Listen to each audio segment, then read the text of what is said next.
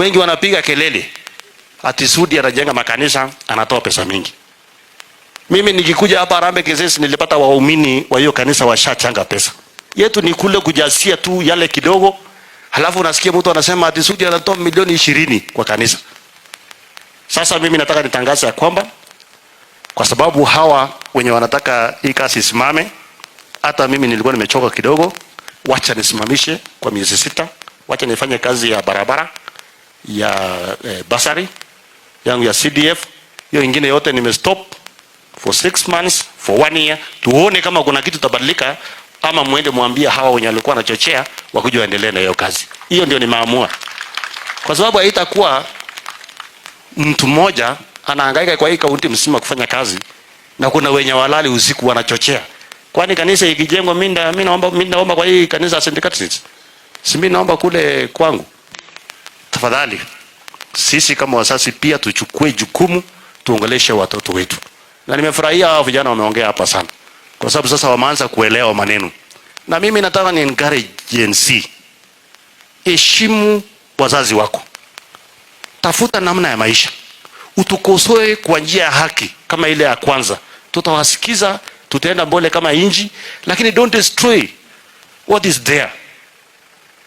Because you want a new thing, yenye ujui inatoka wapi, itaanzia wapi.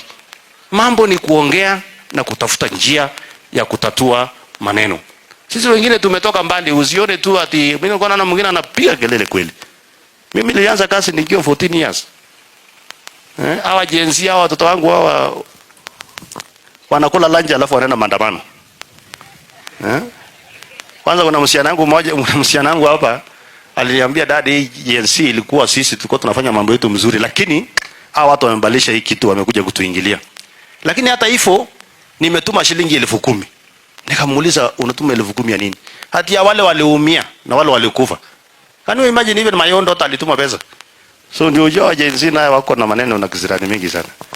Otherwise nataka niseme ni watoto wetu tutawazikisa, lakini kwanza mjiheshimu, heshimu wazazi wenu, heshimu inji yetu.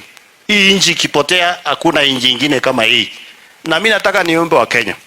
Mkitaka mjue Kenya tuko mbele sana, tembea hapa West Africa. Tembea West Africa yote hii.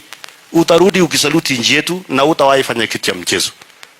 Kwa sababu wale wanataka fanya kutumia watoto wetu, serikali iko na mkono mrefu. Na tutawaambia mpaka majina kwanza ya wale viongozi. Especially baba nyumbani, niko naongojea tu. Isiposema mimi ndio ndakuja kusema. Nitasema. Ni vizuri tuseme ukweli.